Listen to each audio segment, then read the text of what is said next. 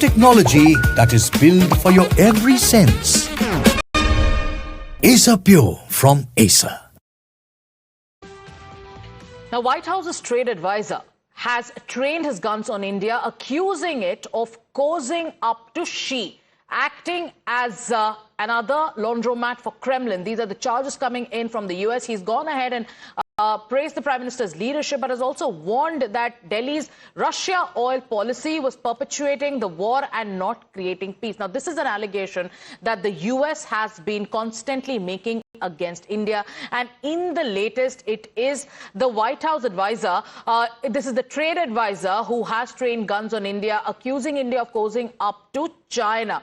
What are the facts behind this kind of allegation that's coming in? Does it reek of hypocrisy, as India has been calling out the United States for the position that it's taken, for the tariff tantrums that it has been throwing? India constantly has been showing the fact sheet to the entire world and also the United States. But now, in the latest, it is a trade advisor of the White House who has, first of all, praised the Prime Minister's leadership, but has also warned Delhi that Russia's oil policy and the fact that Delhi is inclined with this oil policy is perpetuating the war and is not creating peace. Let's listen in.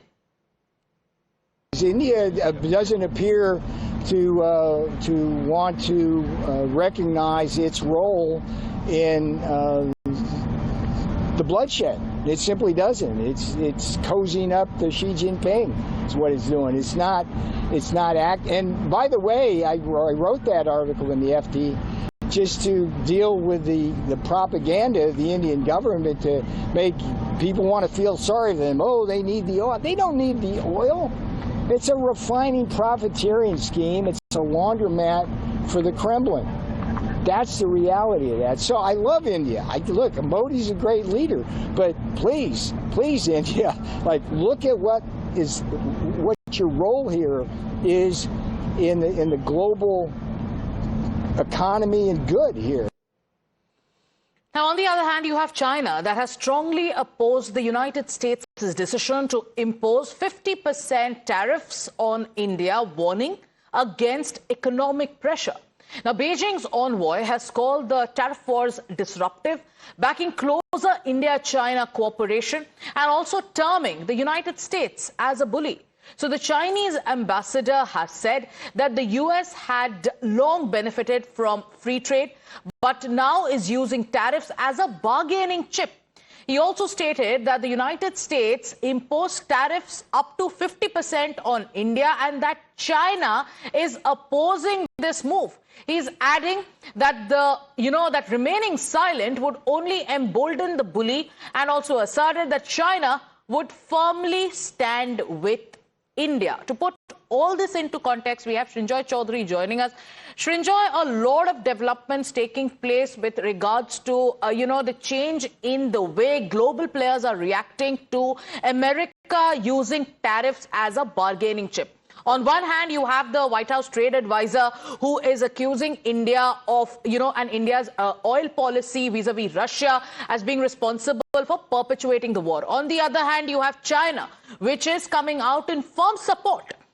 Put all of this into context and explain what does this really mean for global politics at this point of time. The American trade advisor has written in the FT, yes, and there he hasn't blamed the Indian government. He has blamed the oil companies. But here, of course, he makes a larger point. He says he loves India and he likes Modi and so on, but blames India. There are really two issues that America has to understand. The first, that America itself had said that when India buys oil from Russia, it keeps oil prices down in the world market. This is America's point of view till very recently. Secondly, America had said that when America imports refined oil from India, that has been bought from Russia as crude, then Indian oil, then it becomes Indian oil and not Russian oil.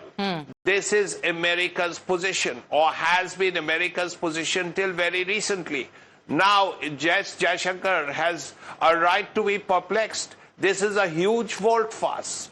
So America has to understand that oil prices have gone up because of the war. And if the war ends, as hopefully it will, then oil prices will go down and perhaps India will not buy oil from Russia.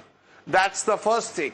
As far as China is concerned, China has said, well, America is making these efforts to push India into a corner, and India should resist that. And China has been very resistant to Indian exports.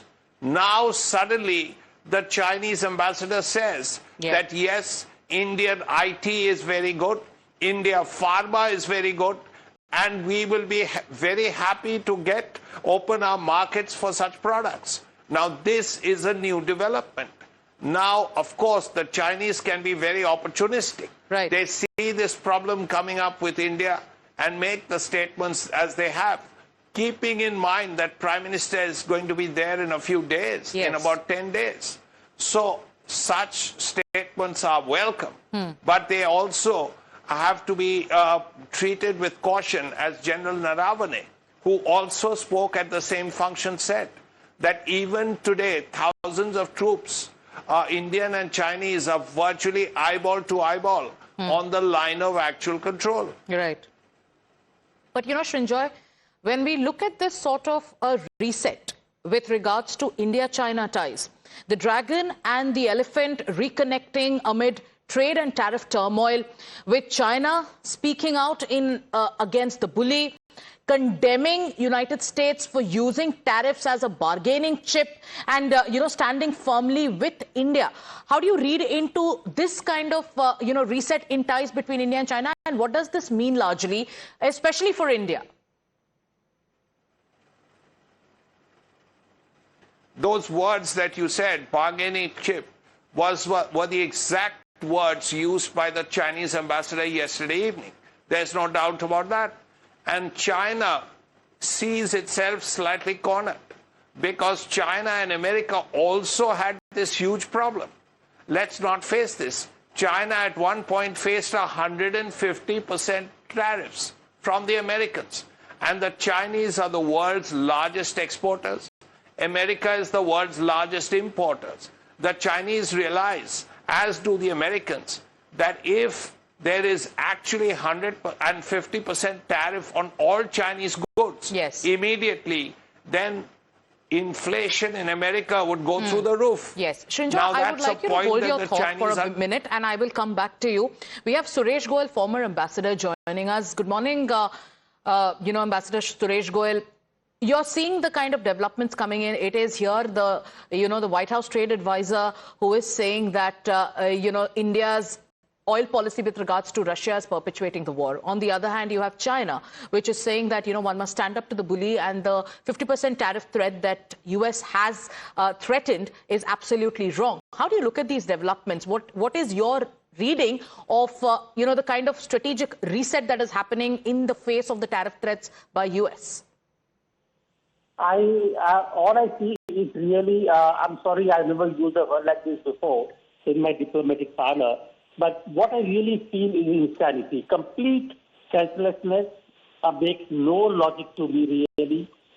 First, Peter Navarro, he is accusing India of actually perpetuating or supporting, aiding the Russian war in Ukraine, because we are buying the oil and then we are selling that oil, processed oil, to Europe. But who is buying it? Europe is buying gas from Russia. So, but anyway, rather than going into the detail, totally misunderstood, totally mistaken piece by Peter Navarro, first accusing India of supporting Russia in Ukraine. And now after China, the fact is that this is the first time that any country is using tariffs as a geopolitical instrument, as a geopolitical act of war. And country which is suffering the process is the USA. Right. So we need to be careful, and we are building our relationship with our options. Absolutely. Let's wait and see. Yeah. Thank you. Okay? Thank you. Thank you, Ambassador Suresh Goyal, for joining us and putting that story into perspective. I would also like to thank Srinjoy Chaudhary for giving us perspective on the entire issue. But let's once again, viewers, listen into how the Chinese ambassadors are talking about the US's threat of tariffs, while they are saying that the way US is threatening India is absolutely unfair. Listen in.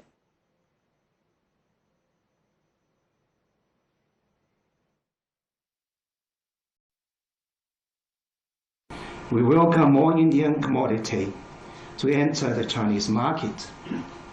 India has a competitive edge in IT, software, and biomedicine, while China is seeing rapid expansion in the fields of electronic manufacturing, infrastructure construction, and new energy. If connected, the two major markets will produce an effect of 1 + 1 bigger than 2. The Chinese side welcomes more Indian enterprises to invest in China. It is also hoped that the Indian side could provide a fair, just, and non-discriminatory